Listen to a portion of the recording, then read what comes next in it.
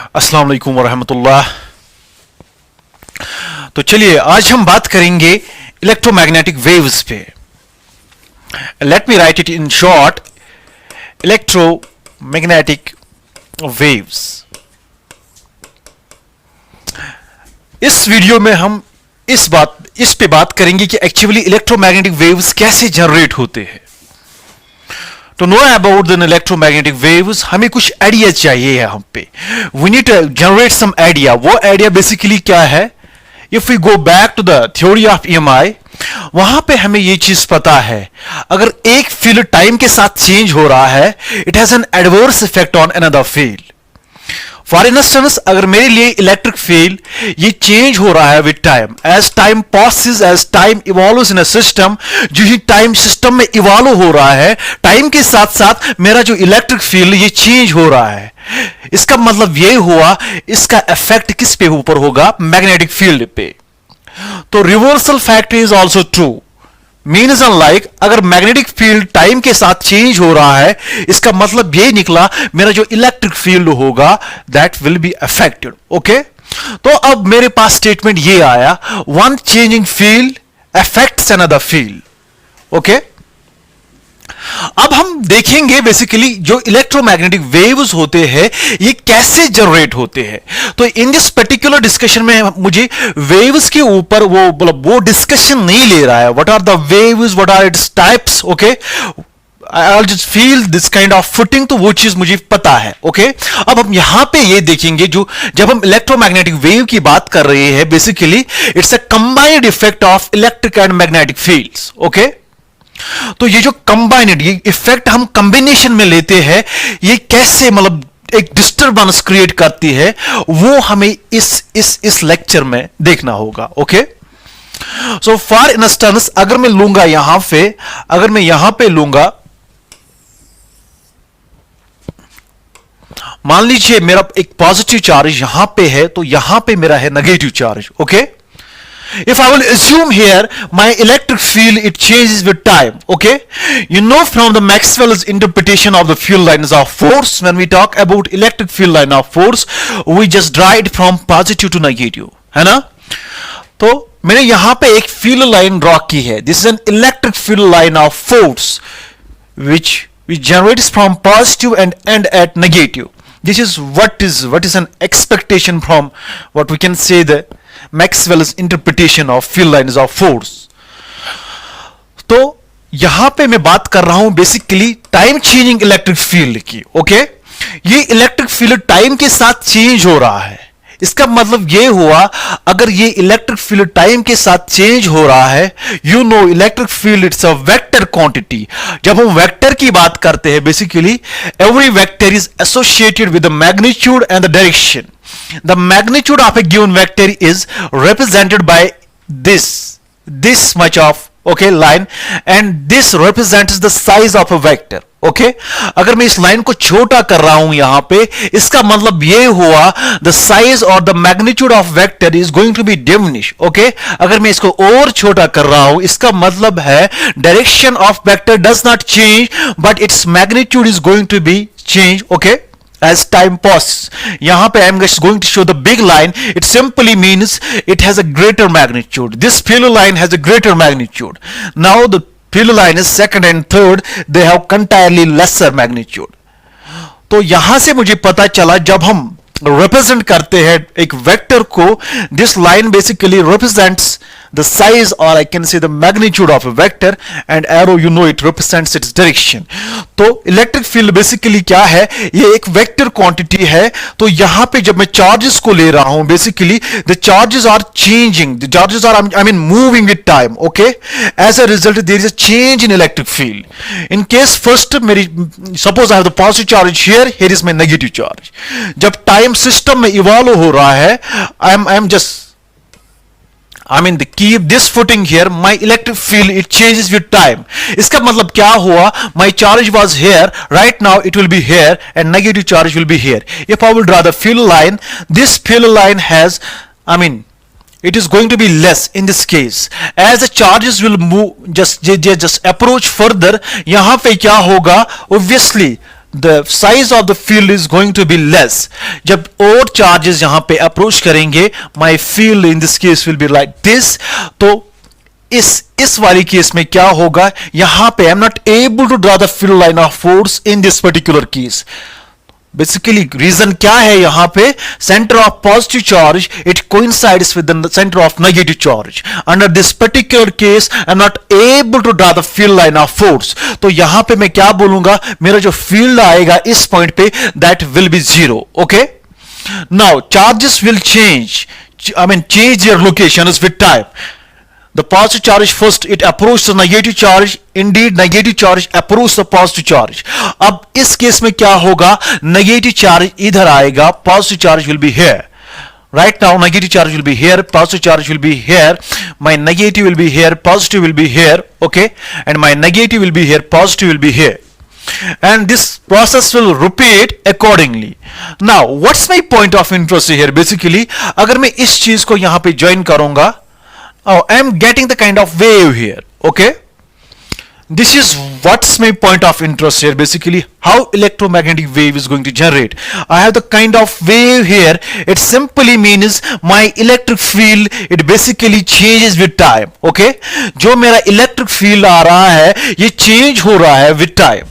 Okay, now you know that अगर मैं एक पर्टिकुलर कंडक्टर ले रहा हूं, वहां पे चार्जेस मूव कर रहे हैं. अगर चार्जेस मूव कर रहे हैं दे विल कॉन्स्टिट्यूट करंट, है ना. तो इस वाले रिप्रेजेंटेशन को मैं क्या कहूंगा, I will just treat it as conductor. अगर मैं इसको कंडक्टर ट्रीट करूंगा, okay. Now in the case first when charges move, जब चार्जेस मूव करते हैं they will constitute to what we call as current. तो केस फर्स्ट में current की डायरेक्शन क्या आ रही है, डाउनवर्ड्स आ रही है ना. तो केस सेकंड में क्या हो रहा है, if I will just treat this is my conductor here, this is my conductor here, now the direction of current is going to be reverse, है ना. तो जब हम करंट की बात कर रहे हैं, करंट कैरिंग कंडक्टर्स की बात कर रहे हैं, they are associated with the magnetic fields, है ना. तो अगर मुझे यहां पे मैग्नेटिक फील्ड की डायरेक्शन प्रिडिक्ट करनी होगी, what will be the direction of in which way around my magnetic field line of force will be. अगर ये स्ट्रेट कंडक्टर है तो मैग्नेटिक फील्ड क्या करेगा, इसको सर्कुलेट करेगा. Okay, now my magnetic field line will be along this way around in case first. अगर मैं इस particular case में देखूंगा, again I have the circulating magnetic field, वो होगा इस direction में. After using the thumb rule, okay, यहां पे thumb मुझे direction दे रही है करंट की, and fingers which curl the conductor will give rise the direction of magnetic field. तो पता चला अगर मेरे पास टाइम वेरिंग इलेक्ट्रिक फील्ड है तो थ्योरी ऑफ ईएमआई में हमें ये ग्रेट कंक्लूजन मिलता है, one field affects another field. तो थ्योरी ऑफ ईएमआई में या फैराडेज लॉ से मुझे ये पता चलता है, if I have one changing field it affects another field. अगर मेरे पास यहां पे है टाइम चेंजिंग इलेक्ट्रिक फील्ड, ये अफेक्ट करेगा मैग्नेटिक फील्ड को. अगर time changing electric field very करता विद टाइम, इसका मतलब ये निकला जो मेरा मैग्नेटिक फील्ड आएगा वो भी अफेक्ट होगा with time. If my electric field is here sinusoidal, my magnetic field will be sinusoidal too, है ना.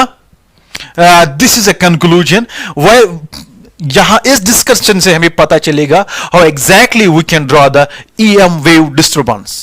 Let me see. अगर मैं इस डिस्कशन को ग्राफिकली प्लॉट करूंगा, what I will get, let me see.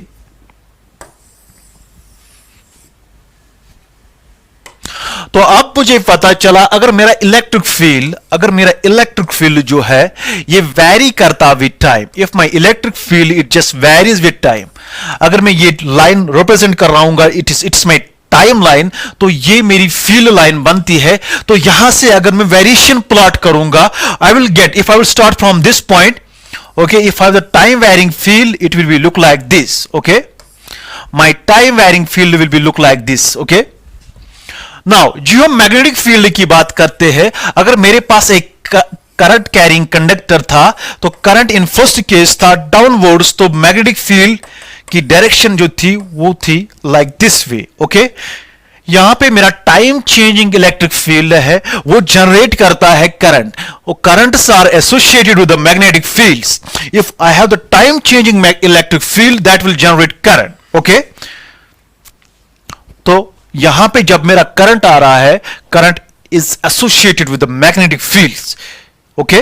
तो यहां पे अगर मेरा मैग्नेटिक फील्ड आ रहा है, वो कैसे कैसे चेंज होगा with time, that will be sinusoidal too, okay. क्योंकि ईएमआई से हमें ये चीज पता चलता है, if we have one changing field it affects another field, okay.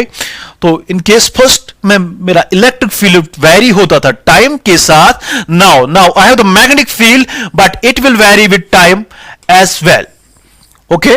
Now this is my magnetic field variation with time.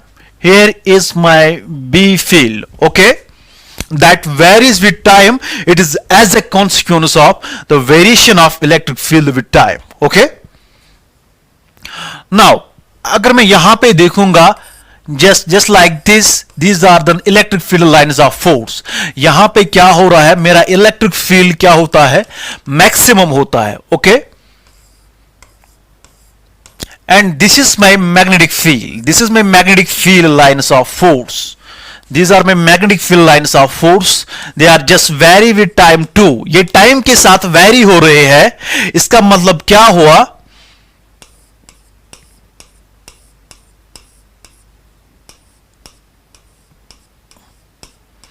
These are electric field lines of force. तो ये मेरे पास आते हैं magnetic field lines of force.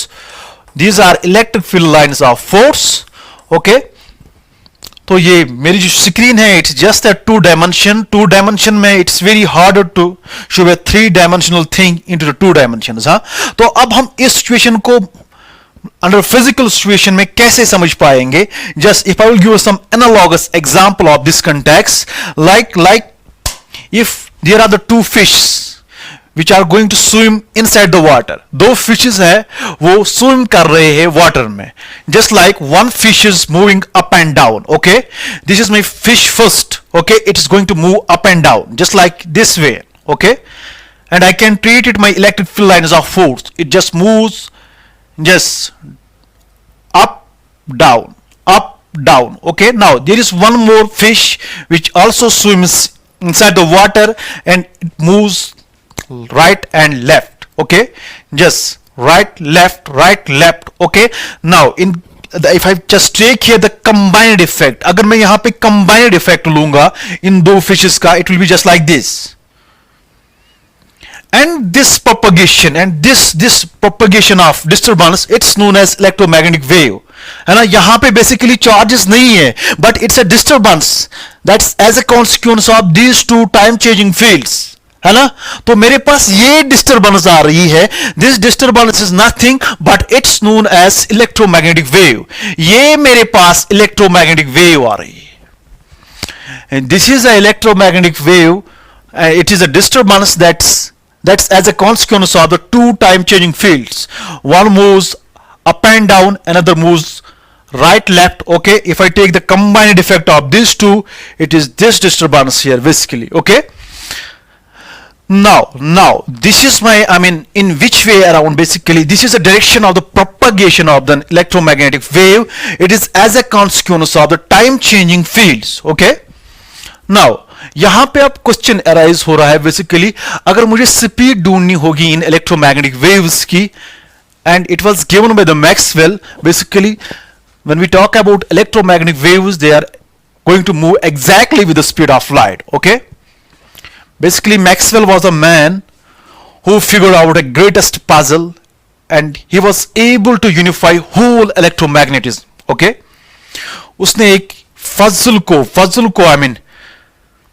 निकाला, उससे हमें ये चीज पता चला कि how we can unify whole classical electromagnetism. Okay, तो यहां से basically this disturbance that's known as electromagnetic wave, it is perpendicular to both the plane of electric and magnetic field.